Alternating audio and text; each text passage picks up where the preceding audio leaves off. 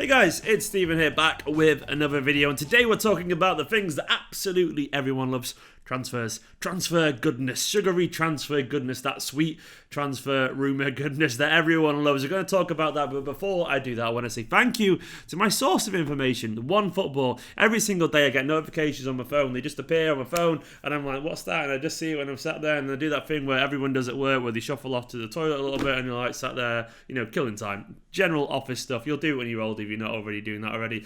And then you see a bit of transfer news, because One Football sends me all the Manchester City news that I need.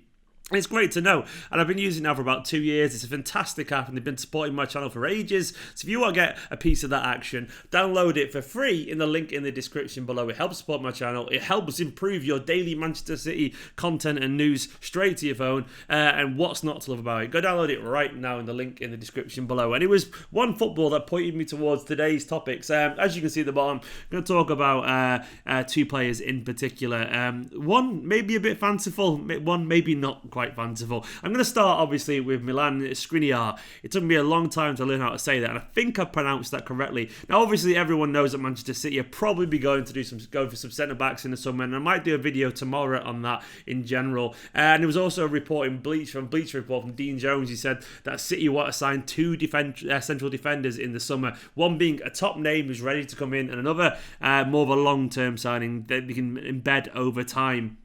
Which is an interesting take, given that I would have thought the long-term signing, or the long-term prospect is someone like Howard Bellis or Eric Garcia. But maybe we want a kind of a big total and utter kind of overhaul of our defensive options. Because you look through the team, Laporte, obviously, I mean, he's a no-brainer. He's fantastic. He's phenomenal. A world-class defender. Otamendi he's past it. He's had his moments. I do like him in general, but he's just too brain dead these days. But still, he's like fourth choice for me, Otamendi. He should be fourth choice in a team like ours these days. A good defender. He is good. I'm not going to disrespect him too much, but he's just not quite where we need to be. Fernandinho is signed a contract extension, but he's an old man playing there as an emergency, and he shouldn't be our option there, really, because he could drop off a cliff next season in terms of his physicality. We just don't know, given his age. Probably won't, because he's a machine, but you just never know. And then John Stones is just the walking wounded, made of glass. There's lots of question marks over John Stones. So that basically, you got three there. Two where there's question marks over, and one is getting old.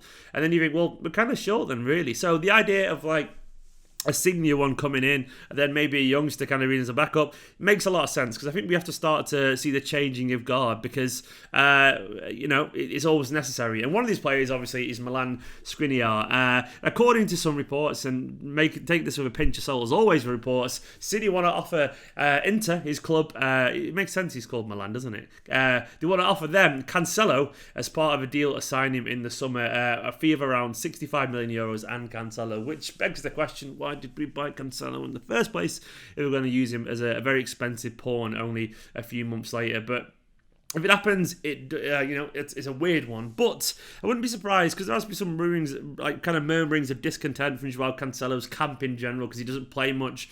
But still, I would expect City probably have a long-term plan for him, and this wouldn't really be.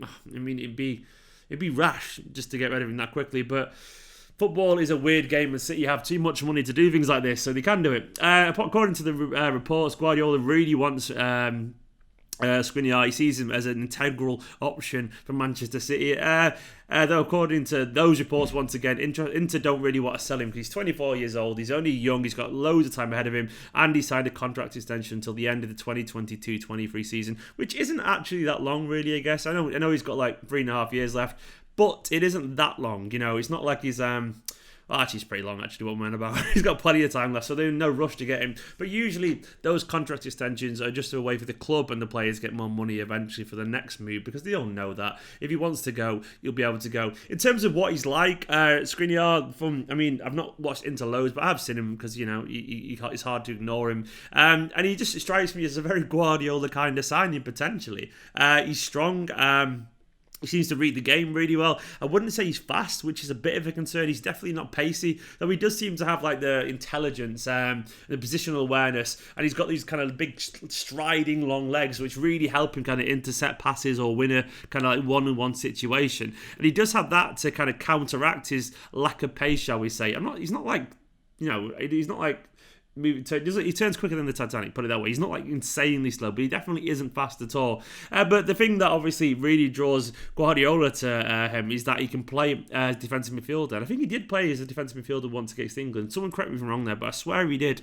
And he can play there, and he can pass it around, and he can be very effective in that position, which you think, wait, a defender who can also play as a defensive midfielder, that's the most Guardiola signing of all time, potentially. And I think there is something in this. It makes sense to have someone like him alongside Laporte, roughly the same age, very similar qualities.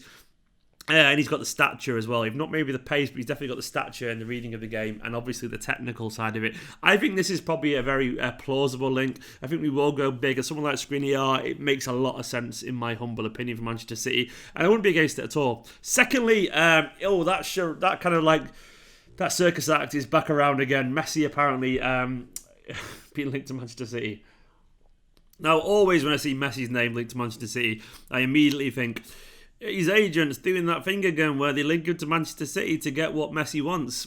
And that's usually the correct thing, and I'm pretty certain this is the correct thing. But anyway, the reports suggest that, City don't expect him to leave Barcelona. But if the moment came and he did leave to Barcelona, City would be the first in line, given his close relationship with Cheeky and Ferran Soriano, and of course, Mr. Josep Guardiola, who obviously turned him into the player he is these days. Now, he was going there anyway, but helped mould him into the position he's in, put it that way. Though I still don't see this happening at all, and I think you've got to be cynical with these things, because we all know about the much kind of publicised spat between Eric Abidal and Lionel Messi at the moment in Barcelona. There's a real power struggle going on, and Messi, things like this has happened before, and usually what happens is it calms down, he gets a new contract, the person that's kind of offending Messi gets sacked usually, so good luck Abidal, and Messi gets his own way. Now the whole spat came from Messi, I think, not being happy about Valverde being sacked, I think. Is that right? It's something like that. Let me double check. I'm pretty certain it is that, yeah. So he wasn't happy about Valverde being sacked because obviously, he likes him and all this kind of stuff. And it's caused a bit of a spat with Abidal saying certain players weren't pulling the weight. And Messi said, well, you can't just be a broad term, like you've got to pull names. And it's got very, very messy, for want of a better phrase, publicly. And City have been drawn into it. For what it's worth, I can't see him going at all. Barcelona are very much Messi's club, and I think Messi's very aware of his status in the game. And the one thing I feel like he probably feels he has over someone like Cristiano, and a lot of players in general, is his potential one-club legacy. Football fans are very nostalgic. We view things emotionally, and there's something still quite romantic in 2020. The idea of a player staying at his club for a whole career. That doesn't happen very, very often at all. It's why United fans love Scholes. It's why Maldini will always be a huge name for Milan. These names are symbolic with the club, and I think Messi doesn't really want to be symbolic with anything other than Barcelona. I think he's too aware of his legacy, what he means to that club, and I think Messi is Barcelona these days. He has so much power there to the point where I'm pretty certain he could probably run that club if he wanted to, because he is the god at the Camp Nou, and I can't expect him to leave. Having said that, if there was anyone, it could be Manchester City. Now, the report also suggests that if he was to leave, he can only be to a club outside of Europe. So maybe talking like South America, or maybe to the MLS or something like that. To which I say, New York City, now is your time. Or Mumbai City, or Melbourne City, or Yokohama Sereno, or Montevideo City, or anywhere else in the CFG group. Sign him.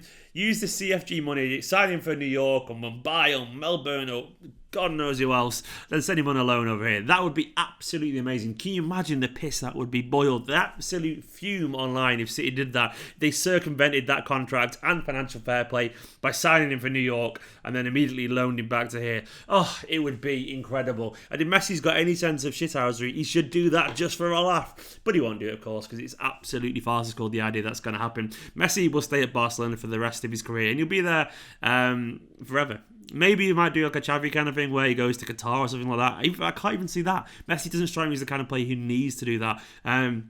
Not a Xavi, to come to think of it, but it seems even less like something Messi would do. For that reason alone, I think he's just being used. We're being used as leverage for him to get what he wants at Barcelona, which is always the way. Anyway, that's just my run of the news, guys. Let me know what you make of those transfer rumours. Who do you think City will go for as centre-back? I might do a video quickly tomorrow about that. Though, having said that, I am literally about to fly to Budapest for Nicola and I's anniversary on Sunday. So I've got a weekend in Budapest, so I won't be able to watch the game, unfortunately. gutting, but I will be I might do a quick video at some point one morning when Nico's getting ready about some transfer rumours or something like that. But now, guys, like, comment, subscribe. Let me know what you thought of those rumours in the comments below. Go and download more football. Please go download it, and I'll see you very, very soon.